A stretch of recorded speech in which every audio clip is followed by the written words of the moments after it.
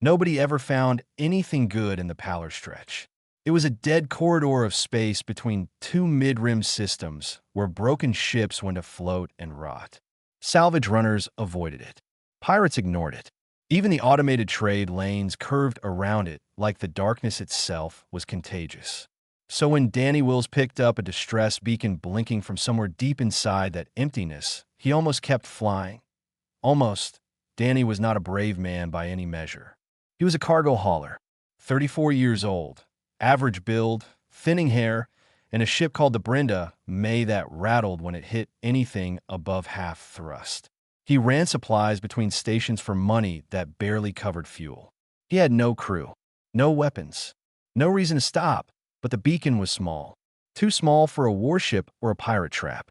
It had the signature of a standard freighter, and it was fading fast. Danny told himself he would just take a look. If it was dangerous, he would leave. Simple as that he docked with the wreck 20 minutes later. The freighter was dead. No power, no atmosphere in most sections, no signs of life on his scanner. The hull had blast marks along the port side, but they were old.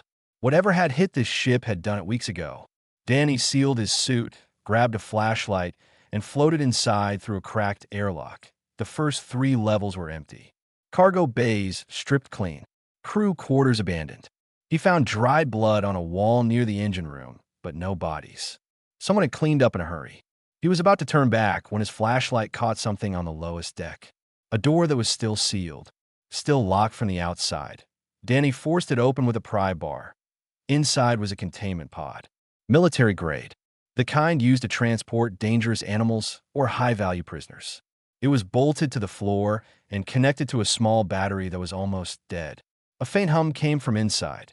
Danny wiped the frost off the viewing panel and looked in. A girl stared back at him. She was not human. Her skin was pale blue, almost silver, and it should have been glowing. Danny knew that because he recognized her species. She was Moran. The Moran were known across the galaxy for their bioluminescent skin and their delicate bone structure. They were peaceful, gentle. Their bodies produced a natural bioelectric field that helped them communicate, regulate temperature, and heal minor injuries. They were one of the few species that most other species actually liked. But this girl was not glowing. Her skin was dull. Her eyes were half closed. She looked young, maybe the equivalent of a 13 or 14-year-old human. And she was bound. The restraints around her wrists and ankles were made of corvite alloy. Danny recognized it from his years of hauling industrial materials. Corvite was dense, heat-resistant, and specifically designed to block bioelectric energy. Whoever had locked this girl in here had known exactly what they were doing. The corvite was killing her slowly, cutting off the field that kept her body alive. Danny opened the pod. The girl flinched when the lid came up. She tried to pull away, but the restraints held her flat against the base. Her breathing was shallow and fast. Her eyes were wide with fear. She said something in a language Danny did not understand. It sounded like wind through glass. He held up his hands to show he meant no harm. Then he looked at the restraints and started working. He tried his pry bar first. It bent against the corvite without leaving a scratch. He tried a laser cutter from his toolkit. It barely warmed the surface.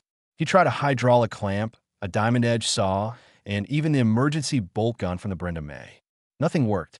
Corvite was designed to resist exactly this kind of thing. Danny sat on the floor of the dead ship and stared at the girl who was dying in front of him. Her glow had faded to almost nothing. Her breathing was getting slower. She was looking at him with eyes that expected nothing. She had given up. He thought about flying to the nearest station. Outpost Ganet was 11 hours away.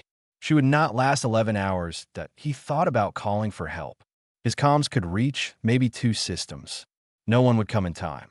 Then he looked at the emergency plasma torch mounted on the wall of the Brenda May's cargo bay. It was a hull breach tool, meant for cutting through damaged ship plating in emergency repairs. It ran hot enough to slice through almost anything, including corvite, including skin, including bone. Danny knew what would happen if he used it this close to living tissue. The torch had no precision setting. It was raw thermal energy in a handheld frame. Cutting the restraints would mean holding it inches from the girl's body and inches from his own hands. The heat transfer alone would be enough to cause catastrophic burns. He looked at the girl. She looked at him. Her glow pulsed once, faintly, like a candle about to go out. Danny stood up. He walked to the Brenda May. He took the plasma torch off the wall. He checked the fuel cell. Full charge. He walked back to the containment pod and knelt beside the girl. He did not hesitate. He pressed the ignition and brought the white-hot flame down toward the first restraint on her left wrist.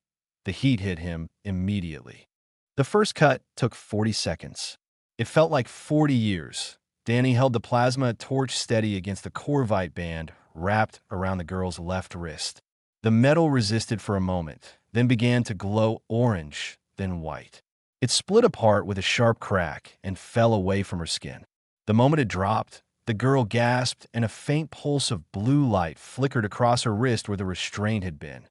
Danny did not look at his left hand. He could already feel what had happened to it.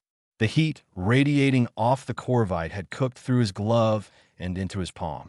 The pain was so intense that his vision went white at the edges. His fingers felt like they were filled with boiling water. He smelled something burning and knew it was him. That he moved to the right wrist. The girl watched him with wide silver eyes. She was shaking, not from cold, but from the return of sensation as her bioelectric field began to reactivate in small, stuttering waves.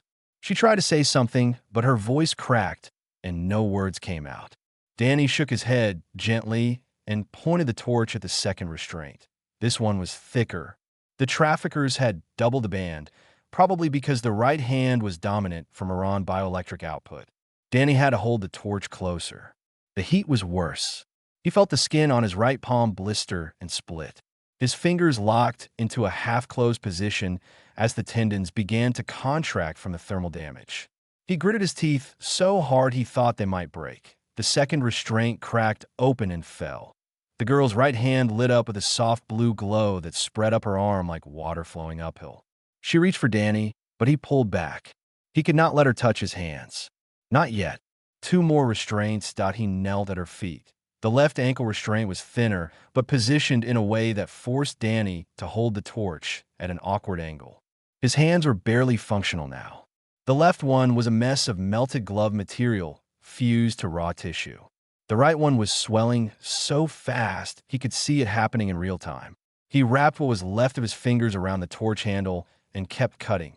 The third restraint fell. Danny was crying. Not sobbing, not making any sound at all.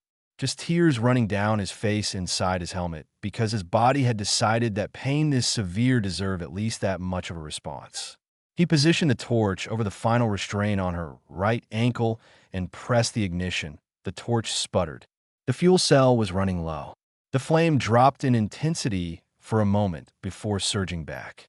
Danny pushed it against the Corvite and held it there while his hands screamed at him to stop. The fourth restraint broke apart. The girl sat up immediately. Her entire body erupted in blue-white light so bright that it filled the containment pod and spilled out into the corridor beyond. Her bioelectric field had returned in full. She was alive. She was free. Danny dropped the plasma torch. It clattered on the metal floor with a sound that seemed very far away. He looked down at his hands. They were destroyed. Both palms were open wounds. The skin had separated from the underlying tissue in sheets. His gloves had melted into the burns, fusing synthetic material with exposed muscle. His fingers were curled inward like claws, locked in place by contracted tendons that would never straighten on their own. He could see bone on his left ring finger where the flesh had pulled back from the heat. There was very little blood. The torch had cauterized most of the damage as it happened. He could not feel them anymore. The nerves had burned through. Danny sat down heavily on the floor. The room tilted sideways. He knew he was going into shock, and there was nothing he could do about it. The girl moved. She was weak. Her legs shook as she stood for what was probably the first time in weeks. But she moved with purpose. She grabbed Danny under his arms and began to drag him. She was small, maybe half his weight, and her species was not built for physical strength. But she pulled him across the floor of the dead freighter, through the cracked airlock, and into the Brenda May with a determination that had nothing to do with muscle. She found the emergency medical pod by following the green indicator lights on the ceiling. Danny had installed them himself years ago in case he ever got hurt alone on a run. He never thought someone else would use them to save him. The girl pressed every button on the pod until the lid opened. She rolled Danny inside, and the pod sealed automatically. Medical foam filled the space around his hands, stopping the damage from getting worse. Painkillers flooded his bloodstream through a needle in his neck. His heart rate stabilized. His breathing slowed. Danny looked up through the glass lid of the pod. The girl was standing over him, her hands pressed flat against the surface. Her glow was steady now, a deep calm blue that pulsed in rhythm with something Danny could not hear. She was pushing her bioelectric field through the glass and into his body. It was a Moran healing gesture, instinctive and ancient. It could not fix what the torch had done. No amount of bioelectric energy could rebuild what he had lost, but could ease the pain. It could tell his body that he was not alone. Danny closed his eyes. The last thing he felt before the painkillers pulled him under was warmth. Not heat, not the savage burning of the torch.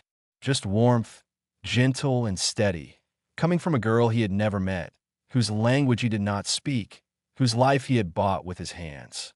11 hours is a long time to fly a ship with no hands. Danny woke up in the medical pod with the taste of chemicals on his tongue and a dull throb where his fingers used to work. The painkillers had taken the edge off, but they could not erase the reality of what he was looking at. His hands were wrapped in thick white medical foam from fingertip to forearm. They looked like two oversized clubs at the end of his arms. He could not move a single finger on either one. The girl was sitting in the co-pilot's seat when he stumbled into the cockpit. She had figured out how to strap herself in. She looked at him with those wide silver eyes, and her glow pulsed in a quick pattern that Danny did not understand. He nodded at her anyway and dropped into the pilot chair. The Brenda needed manual inputs to fly. No voice control. No autopilot worth trusting. Danny had always liked it that way because it kept him sharp on long runs. Now it was a problem that he used his elbows. He pressed the navigation panel with the flat of his forearm and selected Outpost Ganet from the list of nearby stations. Then he nudged the thrust lever forward with his elbow and felt the ship groan to life beneath him. The girl watched him struggle, and after a few minutes, she began to help. Danny would point at a button with his chin or nod toward a switch, and she would press it. She did not understand the controls, but she understood him. They flew like that for 11 hours. A man with no hands and a girl with no words, crossing the dead space of the power stretch one button at a time. Outpost Ganet was a mixed-species trading hub bolted together from old station modules and retired warship hulls. It was loud, crowded, and smelled like engine grease and alien cooking. Danny had been there 100 times. He had never arrived like this. The docking crew took one look at his hands and called the medical bay. 2 nurses and a trauma surgeon met him at the airlock. The surgeon, a tall Bravari woman with 4 arms and a no-nonsense expression, unwrapped his medical foam and went very quiet. She looked at Danny and then at the girl standing behind him and then back at his hands. She asked what happened. Danny told her. He kept it short. Found a ship. Found a girl in a cage. Cut her out. The surgeon did not ask why he did it. She just shook her head slowly and led him to the operating room. The damage was beyond what the station could repair. Both hands were classified as total loss. The nerves were dead. The tendons were fused. The skin graft would take months, and even then he would never regain function. The surgeon told him this plainly because she respected him enough not to lie. Danny sat on the edge of the medical bed and stared at the wall and said nothing for a long time. Meanwhile, the girl's identity was discovered that a Moran diplomatic envoy was stationed at Outpost Ganet as part of a routine trade mission. When they scanned the girl's bioelectric signature, the result triggered an immediate alert. Her name was Lyra. She was the daughter of Sorith, a Moran cultural elder of significant standing. Lyra had been kidnapped by traffickers 3 cycles ago during a diplomatic transit. The Moran had been searching for her across half the galaxy. They had nearly given up. The envoy came to see Danny in the medical bay. There were 3 of them, tall and slender with skin that glowed in soft, shifting colors as they spoke to each other in their own language. The lead envoy, a male named Palin, stood at the foot of Danny's bed and looked at his bandaged hands with an expression that Danny could not quite read. Palin asked him why he did it. Danny was tired. The painkillers made his thoughts slow and his words thick. He looked at Palin and said the only thing that came to mind, that I could not leave a kid in a box. Palin stared at him for a long time. Then he turned to the other envoys and spoke rapidly in Moran. Their glow shifted to deep gold, a color Danny had never seen on their species before. He did not know what it meant. What it meant was grief mixed with something that had no translation. The Moran had spent 3 cycles sending search parties, filing galactic petitions, negotiating with intelligence agencies, and burning through diplomatic channels to find Lyra. A human cargo hauler with a broken ship and a plasma torch had done what all of that could not. And he had paid for it with his hands. Palin filed a formal report with the Galactic Assembly that same day. It included full medical scans of Danny's injuries, a detailed account of the rescue, and a statement from Lyra herself, translated by the envoy team. The report was flagged as a priority cultural event, which meant it went to every species council in the assembly. It also went to Earth. The United Frontier Command received the report 9 hours after it was filed. By the next morning, it was on the desk of every division chief in the human military and civilian command structure. A human had destroyed his own hands to save an alien child from traffickers. The story was not complicated. It did not need to be. Within 48 hours, a ship left Earth orbit carrying a team of engineers and a metal case marked with a classification level that most species did not even know existed. Humanity had heard what happened to Danny Wills, and humanity was coming. The ship from Earth arrived at Outpost Ganet in 9 days. Most species would have taken 30.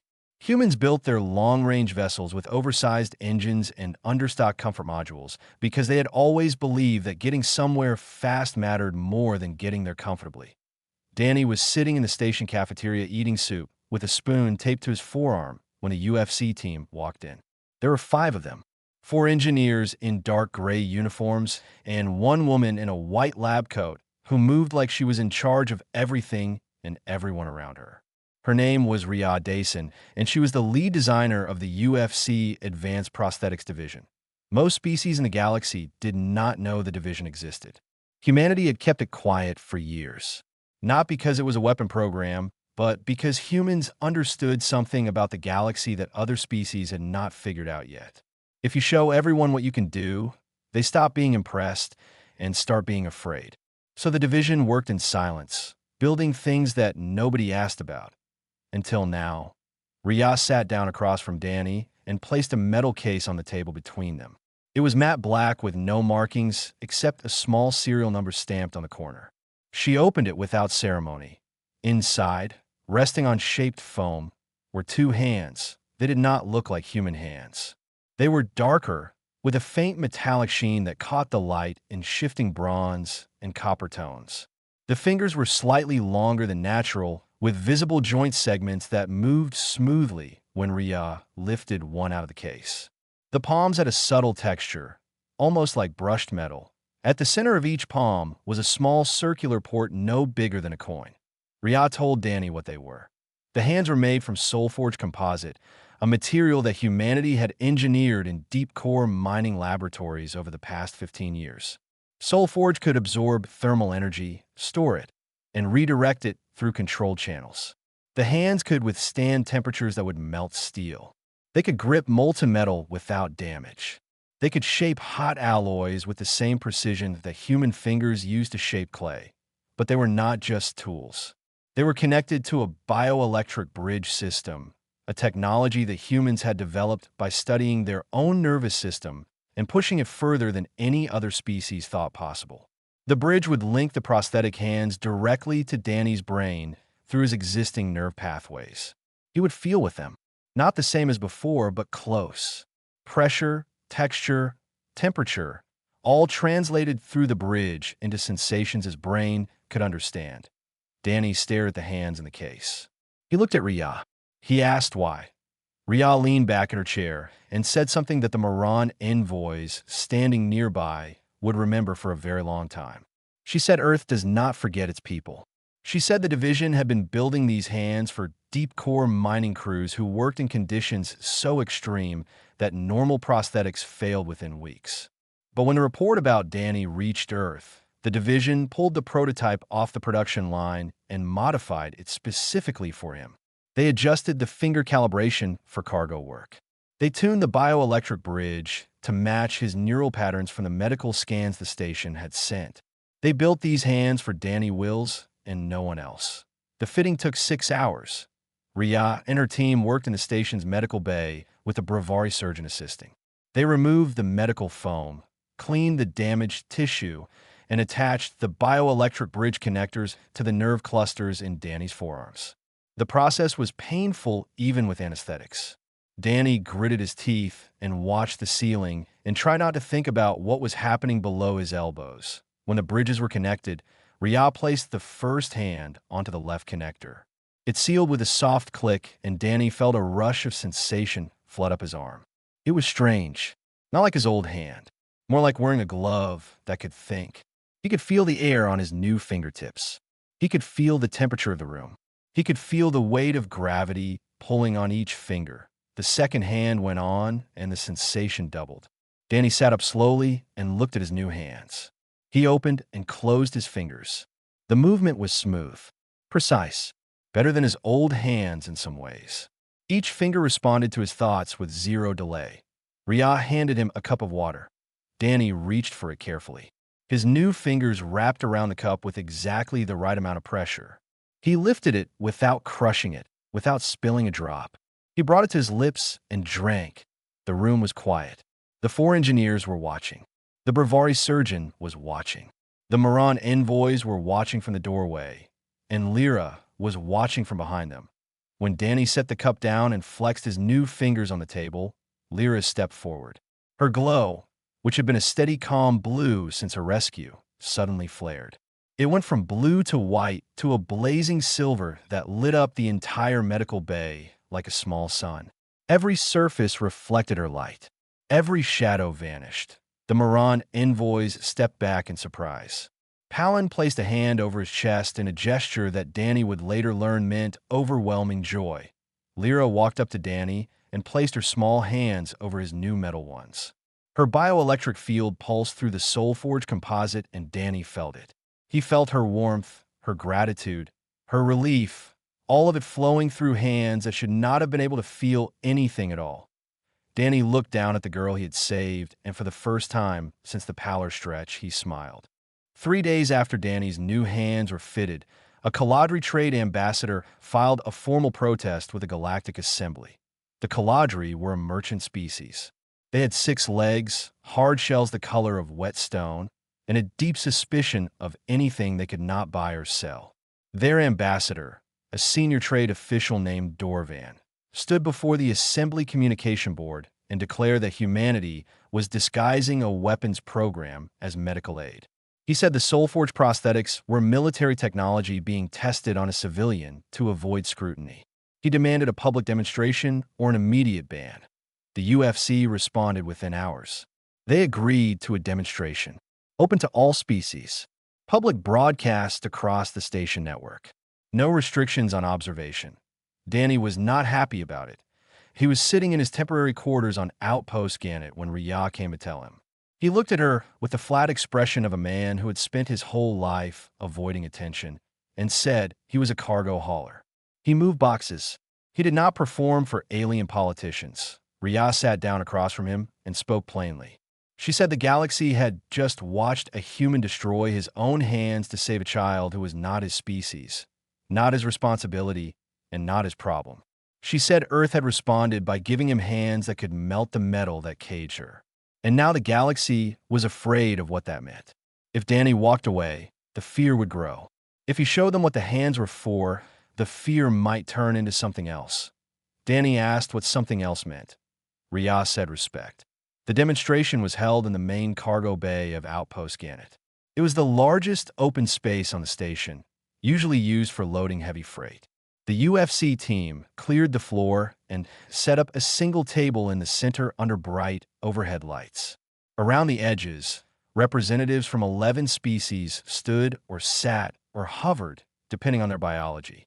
The Caladri ambassador was front and center, his shell clicking in a rhythm that meant skepticism. The Moran envoys stood quietly to one side. Lyra was with them, her glow dimmed to a nervous flicker. Danny walked in wearing his normal clothes. No uniform, no automat, just a cargo hauler in a worn jacket with two metal hands that caught the light as he moved. He stepped up to the table and waited. Ria placed a single object on the table in front of him, a block of corvite alloy. 20 centimeters square. Dense, dark gray, and cold. The same material that had been wrapped around Lyra's wrists and ankles. The same material that no tool on Danny's ship could scratch. The same material that had nearly killed a child because nobody could cut through it fast enough. The room went very quiet. Danny looked at the block. He looked at his hands. He placed both palms flat on the surface of the corvite. The Soulforge composite in his hands began to draw thermal energy from the station's ambient power grid. Ria had explained the process to him earlier. The circular ports in his palms acted as conduits, pulling heat from any nearby energy source and concentrating it through the Soulforge lattice. The hands could reach temperatures that would make industrial furnaces look like campfires. The corvite began to change color to IT, went from gray to dull red, then bright red, then orange. The species closest to the table stepped back as the heat became visible in the air above the block. The Caladri ambassador's shell stopped clicking. The room was silent except for the faint hum of energy moving through Danny's hands. The corvite turned white. Then it began to soften. Danny pressed his fingers into the block, and it gave way like thick clay. Molten corvite flowed between his metal fingers, glowing white-hot, dripping onto the table where it sizzled and pooled. Danny worked the material with both hands, shaping it, pressing it, folding it. His face was calm. His movements were steady. The heat that would have vaporized organic tissue passed through his Soulforge hands like water through a pipe. That he worked for 4 minutes. Nobody spoke. Nobody moved. When he was done, Danny lifted his hands away from the table. Between them sat a small figure. It was rough, unpolished, still glowing faintly from residual heat. But the shape was clear. It was a Moran child with outstretched arms. Danny set the figure on the table. He stepped back. He did not say a word. He turned and walked toward the exit. Behind him, the room remained frozen. The Caladri ambassador stared at the figure on the table. His shell had gone, completely still. The other species representatives looked at each other, and then at the molten remains of the corvite pooled around the sculpture. A material that was supposed to be unbreakable had been turned into art by a man's bare hands. Lyra moved first. She walked past the envoys, past the ambassadors, past the UFC engineers. She walked up to the table and looked at the small figure. It was still warm. She picked it up carefully with both hands and held it against her chest. Her glow wrapped around it in a slow, steady pulse, covering the rough metal shape in soft blue light until the figure seemed to glow from within. She turned and looked at the room full of aliens who had come to judge what humanity had given one of its own. Nobody said a word. Nobody needed to. 3 months after the demonstration, Danny Wills was back in space, doing exactly what he had always done. Holding cargo, running routes, fixing things on the Brenda May that should have been replaced years ago that he had turned down 6 military contracts. 2 corporate security firms had offered him positions with salaries that would have let him retire in 5 years. The Galactic Assembly had formally invited him to serve as a human diplomatic representative, a role that came with a private residence on a core world station and a staff of 12. He said no to all of it. Danny did not want to be a symbol. He wanted to move boxes from one place to another and get paid enough to keep his ship in the air. That was the life he had built, and it was the life he intended to keep. His new hands made the work easier than it had ever been. The Soulforge composite was stronger than bone and more precise than muscle. He could grip heavy crates without strain. He could work the Brenda May's old manual controls with a smoothness that surprised him every time. The bioelectric bridge had fully integrated with his nervous system over the first month. He could feel temperature, texture, and pressure through the metal fingertips as naturally as he had felt them through skin. Sometimes at night, when the ship was quiet and the stars were still outside the cockpit window, he would flex his fingers slowly and remember what it felt like to hold the plasma torch. The memory had not faded. He did not think it ever would, but it sat in a part of his mind that he had learned to live beside, like a scar that ached in cold weather. Lyra had been returned to her family 2 weeks after the demonstration. The Moran envoys had arranged transport on a diplomatic vessel, and Danny had watched from the docking bay as she walked up the boarding ramp with Palin at her side. She had turned back once and looked at him with those silver eyes. Her glow had pulsed in a pattern he still did not understand. Then she was gone. But before Lyra left, someone else came to see Danny. Soreth, Lyra's father, arrived at Outpost Ganet on the same diplomatic vessel that would take his daughter home. He was older than the envoys, his glow deeper and slower, his movements carrying the kind of weight that came from years of being listened to. He found Danny in a Brenda, May's cargo bay, stacking supply crates with his new hands. Soreth did not speak Galactic Common fluently, so Palin translated. But what Soreth did first needed no translation. He stepped forward and placed both of his hands over Danny's metal ones. Then he let his bioelectric field flow. Danny felt it immediately through the soul-forged composite. It was not like Lyra's field, which had been young and bright and urgent. Soreth's field was deep. It moved through the metal like a slow tide, reaching into every joint and circuit and connection. Danny felt warmth spread from his hands up through his forearms and into his chest. Not heat, not the memory of fire, just warmth, the kind that comes from standing near someone who cares about you. Danny stood very still and let it happen. When Soreth pulled his hand away, he spoke. Palin translated carefully. Soreth said that among the Moran, there was no word for what Danny had done. Their language had words for bravery, for duty, for loyalty to family and community. But they had no word for a stranger who destroys a part of himself to save someone he has never met and will never see again. The concept did not exist because it had never needed to. Soreth said the Moran elders had met and decided to create a new word. They would add it to the Moran language as a permanent entry, the first new word in over 200 cycles. The word was Dinaran, that IT meant the fire that frees. Danny looked at Soreth for a long moment. He did not know what to say to something like that. He was a cargo hauler from a small colony world who had barely passed his flight exams. He was not the kind of person that languages got changed for, that he nodded once, slowly. Then he went back to stacking crates. Soreth watched him for a moment. Then he smiled in the way Morans smile, which was not with their mouths but with their glow. A single pulse of warm gold spread across his skin and then faded. He turned and walked away. Danny finished loading the Brenda May that evening. He ran his departure checks, cleared his route with station control, and undocked from Outpost Ganet as the station lights dimmed for its night cycle. The ship hummed around him as it always did. Rattling in the places it always rattled, he settled into the pilot's seat and wrapped his hands around the flight controls. The Soulforge composite was warm against the old leather grips. On the console beside him, sitting in a small depression he had carved into the metal surface with his own fingers, was the Corvite figure, the Moran child with outstretched arms. Lyra had given it back to him before she left. She had pressed it into his hands, and her glow had said everything her words could not. Danny looked at it for a moment. Then his comms pinged out a message, translated into broken Galactic Common. The grammar was wrong, and some of the words were in the wrong order. But the meaning was clear. Thank you for the hands that burned.